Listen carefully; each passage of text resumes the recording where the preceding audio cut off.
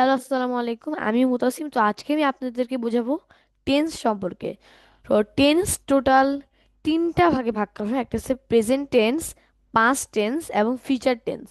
তো আমরা তো এগুলো ছোটোবেলা সবাই অনেকেই জানা, কিন্তু আজকে আমরা এগুলো একটা ভিতরে কিছু পড়বো। তো টেন্স মূলত দুই প্রকার হয়ে থাকে। একটা হচ্ছে সিম্পল টেন্স, মানে মানে সাধারণ, আর একটা হচ্ছে অ্যাডভান্স টেন্স। তো আগে আমরা শুরুতে শিখবো সিম্পল, এরপর শিখবো অ্যাডভান্স। তো বেশি না কথা বলে আমরা শুরু করি।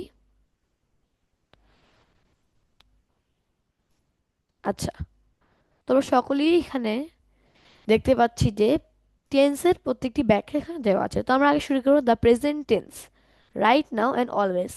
মানে যেগুলো এখনো হচ্ছে বা মানে আমরা প্রতিনিয়ত করি সেগুলোকে বলে সিম্পল টেন্স বা প্রেজেন্ট ইনডিফিনিট টেন্স।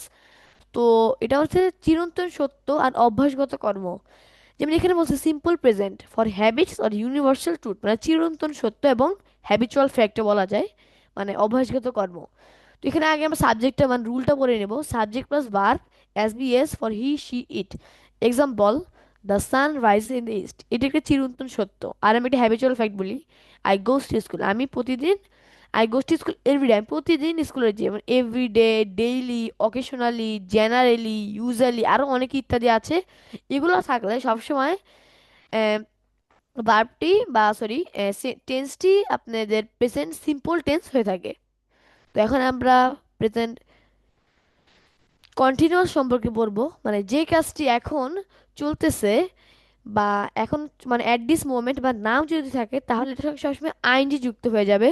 তো এখানে একটা এক্সাম্পল দেওয়া আছে, ফারহান ইজ রিডিং এ বুক, ফারহান একটি বই পড়তেছে। এখানে রুলের ক্ষেত্রে অ্যাম, ইজ, আর ওয়াজ ইত্যাদি আসবে, কিন্তু এটা ওয়াজ আর সবসময় পাস্ট টেন্সের দিকে আসে। তো আমরা এটাও শিখবো আজকে ইনশাল্লাহ। তো আমরা এখন এখানে এখন প্রেজেন্ট পারফেক্ট আছে for action that just finished or have a connection to now. মানে প্রেজেন্ট পারফেক্ট যে যা, ইহা, এই মাত্র শেষ হয়েছে, মানে এই মাত্র কাজ। যেমন আমি আমার কাজটি এই মাত্র শেষ করলাম, যেমন I have done my work. আবার এখানে আছে, এখানে অপশন দেওয়া আছে, আমি এই মাত্র আমার দুপুরের লাঞ্চটি করলাম বা দুপুরের খাবারটি খেলাম। I have eaten my lunch, এখানে হ্যাভ আসবে কারণ এই মাত্র যে কাজটি হয়েছে এটা সঙ্গে হ্যাভ বা হ্যাজ আসবে। যেমন যেমন she has lost his phone, মানে সে এই মাত্র তার ফোনটি হারালো। আচ্ছা, এরপর আমরা আসি present perfect continuous for something that started while a is still going, মানে যা পূর্বে শুরু হয়েছিল কিন্তু এখনো চলিতেছে, তাহলে এটাকে আমরা বলবো প্রেজেন্ট পারফেক্ট কন্টিনিউয়াস। তো বেসিক্যালি প্রেজেন্ট পারফেক্ট কন্টিনিউয়াসের ক্ষেত্রে সবসময় একটা বিন যুক্ত হবে, মানে অনেক পূর্ব থেকে। যেমন it has have been raining since morning, বা আমি বলতে পারি she has been study since evening. ঠিক আছে, এটা বলা যায়। ওকে, এরপর আমরা আসি পাস্টে। The past words gone, this are used for things that already happened. Simple, simple past for a completed action, মানে যে কাজটা এইমাত্র হয়েছে। যেমন আই, যেমন subject plus past tense verb plus V two, মানে হচ্ছে পাস্ট। মানে আমরা একটা সিম্পল চিন্তা, এখানে দেওয়া আছে আই প্লেড ফুটবল ইয়েস্টারডে, আমি এটা পড়লাম না, আমি আমার মতো একটা বললাম। যেমন আমি বলতে পারি আই অ্যাট রাইস ইয়েস্টারডে, বা আমি বলতে পারি আহ, কি বলা যায়, যেমন হ্যাঁ, যেমন আই ক্যাস্ট ফিশ ইয়েস্টারডে, আমি কালকে গতকাল একটা মাছ ধরেছিলাম। তো আমি আমার মতো বিভিন্নভাবে বলতে পারি, মানে এটা সিম্পল পাস্ট টেন্স, মানে যেটাকে আমরা ইনডিফিনিট বলি বা সিম্পল পাস্ট বলে থাকি। তো এবার আসছে আমরা পাস্ট কন্টিনিউয়াস, মানে for something that was happening for a while in the past, মানে কোনো কিছু চলতেছিল, মানে কোনো পাস্টের মধ্যে, মানে অতীতে কোনো কিছু হচ্ছিল। এই যে এখানে ওয়াজ ওয়ার, আমি যেটা একটু আগে বলছিলাম, প্লাস বার প্লাস আইএনজি, বাকি সব এক থাকবে। তো example they were watching TV when I arrived, বা আমি বলতে পারি I am playing football, I am playing football when my mom arrived. আচ্ছা, এটা গেল। এখন আমরা আসি পাস্ট পারফেক্টে। তো পাস্ট পারফেক্ট বেসিক্যালি হয়ে থাকে used on used when two things happened in the past and you want to show which one happened first.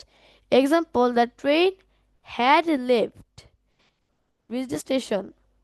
তো আমরা বেসিক্যালি এখানে দেখব past perfect continuous for an ongoing action that was interrupted by another past event, মানে যেই কাজটি হয়েছিল এবং এখনো হচ্ছে, তাহলে এটাকে বলবো যে পাস্ট পারফেক্ট কন্টিনিউয়াস। যেমন he had been waiting for an hour before the bus came, বা আমি বলতে পারি she had been writing for an 2 hours before her mother came. আচ্ছা, এরপর আসি আমরা ফিউচার টেন্সে। What will happen these are use to plans dreams or prediction, মানে যা আমরা ভবিষ্যতে চিন্তা করবো বা ভাববো।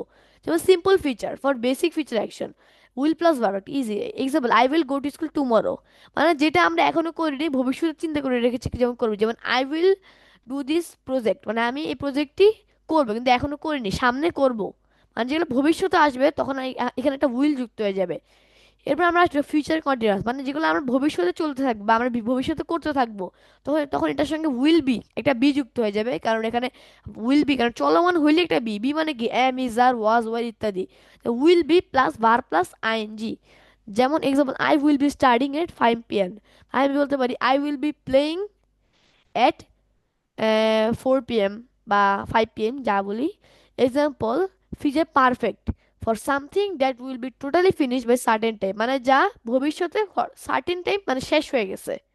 Example, by next week I will have finish my project. বা বলতে পারি by next week I will have, আচ্ছা এটা না, আমি বলতে পারি by next year I will have finished my bank loan.